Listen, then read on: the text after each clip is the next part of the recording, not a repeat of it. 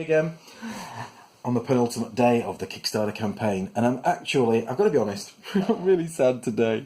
I'm really sad that it's almost all over. So for the final video, really quickly, I'm going to show you the prismatic cards, and yes, because they're pretty exciting and they add a whole new dynamic to the game. So what we've got first is we've got the first thing about the prismatic cards is that they have three brand new, you'll see in the top right hand corner, the first cards with 0 victory point totals on them all. That means these are a prism, which are they actually go in their own section of the pool with 0 victory points, and you use 3 cards of different elements. So if there's ever a round where you cannot genuinely summon anything, you could always summon one of the prisms, the 3 prismatic cards. And what they do is they have no victory points of their own. The Prismatic Phoenix, at the end of each turn, Prismatic Phoenix gains 1 victory point. Pretty useful. He loses all of them if he gets exhausted, so it's your job to keep him alive and not exhausted. Prismatic Worm has +1 victory point for each exhausted creature you've got in play. Pretty useful. So at the end of the game, he becomes pretty good if you can get your creatures exhausted.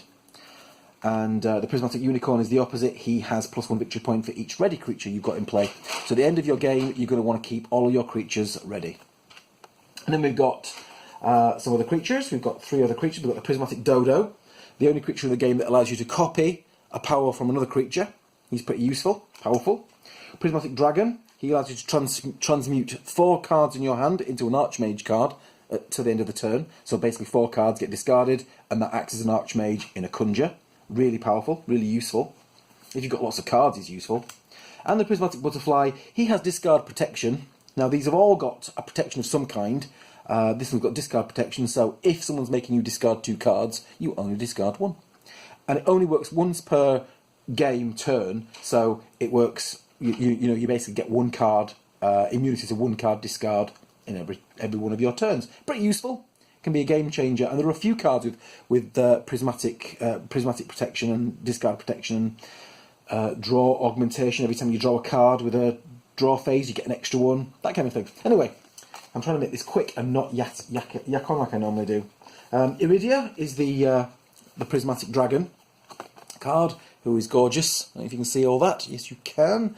The tail allows you to transmute 1 wizard card into any other number this turn, to the end of the turn, so you can turn a 6 into an 8, or a 6 into a 12, or whatever you want it to do. The body is the same, but it just changes the elements, so the body will allow you to change 1 element to another. So with the 2 of them together, you can change any card into any other card, non-Archmage. And the head, for every time you enhance a creature's victory points, give that creature 1 additional victory point. So that's really, really powerful.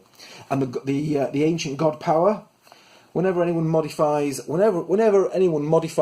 a creature's victory points, give 1 victory point to your creature, one of your creatures. So very powerful, especially if you get him out early in the game. And finally, the Prismatic Lantern.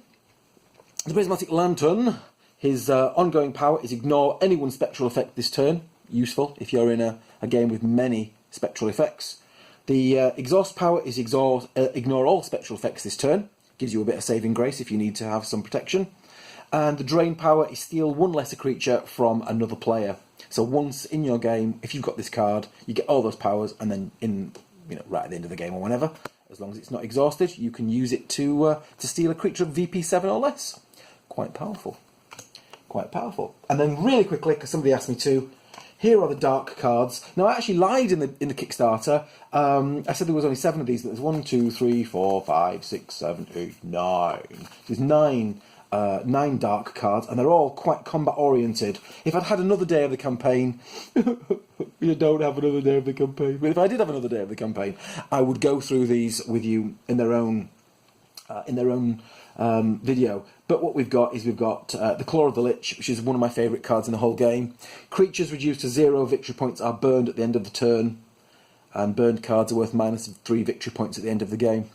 Love that card. It just is so, if you're playing the long game, it's just so useful. It makes the Archmage burn ability so powerful. Look at another one. Heart of Fire. You've got the Heart of Fire. It allows you to advance any 1 creature by 1 step. Doesn't sound like much, but it's really useful in a game where you're playing an advanced game. Let me look for another one. The Ocularum. The Ocularum are from my role-playing game that I released many years ago, and they are liches, magical eyes that can see far away.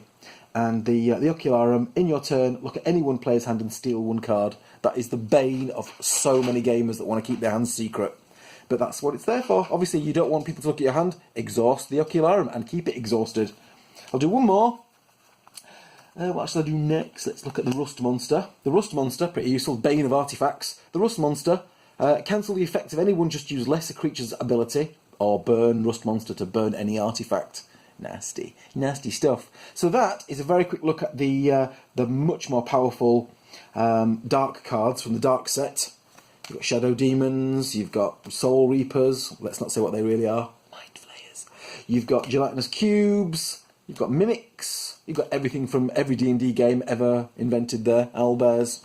There you go, that's all of those. The other thing I want to show you, these are the actual boxes. Now, I did say right at the start of the campaign and on the campaign page that I didn't actually have the actual box. Now, the boxes don't have 2 lids on them because they're just too top heavy. So this is a sample. This isn't by any means finished. It's much larger is the finished box. But as you can see, this is one I managed to get out of storage. It's been around for ages, and as you can see, I've used it loads for different shows, and it's still in pretty damn good condition. But they are absolutely gorgeous. And this is the flowers one. And the actual box, I haven't got a ruler on me, so I can't tell you how big it is. Times I've said that. But yeah, I can't find a ruler anywhere. But the actual box is just under 15 centimetres, so it's quite a bit larger. You know, it'll be coming out to here, so it's a really impressive, weighty looking box. Larger even than these ones, which I think are about 10 centimetres. So you're looking at something. You know, you're looking at something pretty large and gorgeous. And of course, they're all going to be hand waxed and hand painted, so they're just going to be gorgeous, and you'll be really impressed with your purchase. And it stores all the cards, and it stores everything else as well, including all the little extras you're going to be getting and things, and it seals up nicely. And that's it, guys, because I've done way too much talking for this video, and I will catch you on the next one. Bye, guys.